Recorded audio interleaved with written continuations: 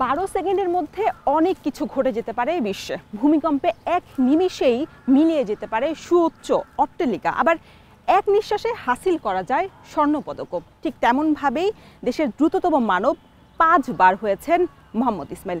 আবার অন্যদিকে এক যুগেরও বেশি সময় ধরে দ্রুততম মানবীর মুকুট ধরে রেখেছেন শিরিন আক্তার। সেই গল্পটাই শুনবো আজকে। কেমন আছেন রত্নাপা?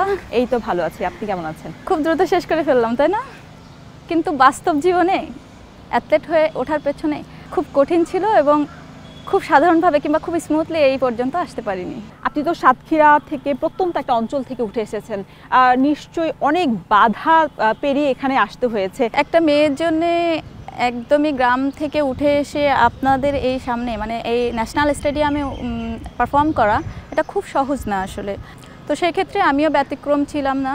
আমার পরিবার, আমার গ্রাম, শহর সব মিলিয়েই আমাকে বেশ কষ্ট করতে হয়েছে।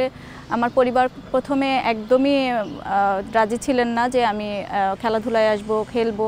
একদম ছোটোবেলা থেকেই আমি খেলাধুলা স্টার্ট করি। ক্লাস 1-2 থেকেই আমি বার্ষিক যে ক্রীড়া প্রতিযোগিতাগুলো হতো সেখানে পারফরমেন্স করতাম এবং সেখানে প্রথম থেকেই আমি প্রথম হতাম। 60 মিটার কিংবা 30 মিটার এরকম টাইপ ছিল। তো সেক্ষেত্রে আমি সবসময় প্রথম হতাম আর আমার মনে হতো যে এখানেই আমার সবার মাঝখান থেকে আমার নাম উচ্চারিত হয়, আমাকে ডাকা হয়, পুরস্কৃত করা হয়, আমার জন্য হাততালি বাজে। তো সব মিলিয়ে এটা আমি খুবই এনজয় করতাম। তো সেখান থেকেই আসলে শুরু। বিকেএসপিতে ভর্তি হই। ওখানে আমার একজন কোচ ছিলেন আকবর স্যার, তিনি মারা গিয়েছেন, কিন্তু উনি আমাকে বেশ সহযোগিতা করেছেন, আমার বাবা মাকে, আমার পরিবারকে। বাবা তো খুব কষ্ট করে আমাকে ওখানে ভর্তি করিয়েছেন। আমার বাবা একজন কৃষক, মা হাউজওয়াইফ। তো সেই ক্ষেত্রে আমরা 4 বোন, সব মিলিয়ে আমার পরিবার চালানো খুব কঠিন হয়ে যাচ্ছিল। তো সেই ক্ষেত্রে বিকেএসপিতে ভর্তি হওয়া, সেখানে আমার বেতন দেওয়া খুব কঠিন হচ্ছিল বাবার জন্য এবং আমি ভাবছিলাম যে আমি এটা কীভাবে ফুল ফ্রি করব। আমার আসলে টার্গেট ছিল না যে আমি দেশ সেরা হব, আমার টার্গেট ছিল বাবার কিভাবে আমি বাবার 1 মাসের বেতন মৌকুব করাতে পারবো। পড়াশোনা কিংবা খেলাধুলা যে কোনো একটাতে যদি ফার্স্ট হওয়া যায়, A+ পাওয়া যায়, তাহলে আপনার ফুল ফ্রি করবে 1 বছরের জন্য। সেই ক্ষেত্রে প্রতি বছর ফুল ফ্রি করতে করতে দ্রুততম বালিকা, দ্রুততম কিশোরী, দেন দ্রুততম মানবী হওয়ার গৌরব অর্জন করতে পেরেছি। ক্রীড়াঙ্গনে অনেক ইভেন্ট আছে, তাহলে দৌড়টাই কেন? বিকেএসপি থেকে ভর্তি হওয়ার পর থেকে আসলে আমি এটা বুঝতে পারি। তার আগে আমার আসলে বিকেএসপি সম্পর্কেই কোনো আইডিয়া ছিল না, অ্যাথলেটিক্স সম্পর্কে আইডিয়া ছিল না, স্প্রিন্ট সম্পর্কে আইডিয়া ছিল না। শুধু জানতাম বার্ষিক ক্রীড়া প্রতিযোগিতা হয় এবং সেখানেই পার্টিসিপেট করতাম, সেখানে ফার্স্ট হতাম, ওটাই আমার ছিল শেষ। দেশের মাটিতে টানা 16 বার খেতাব জিতেছেন। অ্যাথলেটের মানে ক্ষেত্রে এই বাংলাদেশের যে প্রেক্ষাপট, সেখানে আসলে জেতাটা অনেক কষ্টকর। সেটা কি এখনো স্বপ্নের মতো মনে হয় কিনা?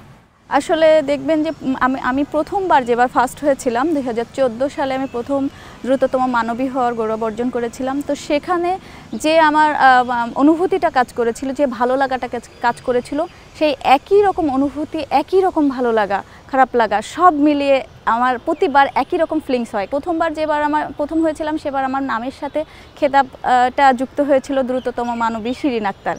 তো এর সাইডে এখন এক একটা করে তকমা লাগতে থাকে, 15, 14, 16 এভাবে লাগতে থাকে। তো সব কিছু মিলিয়ে আমার মনে হয় প্রতিবারই আমি এনজয় করি এবং প্রতিবারই আমার আলাদা আলাদা রকম অনুভূতি কাজ করে এবং অনেক অনেক বেশি আমি উৎসাহিত হই এবং ভালো লাগা কাজ করে।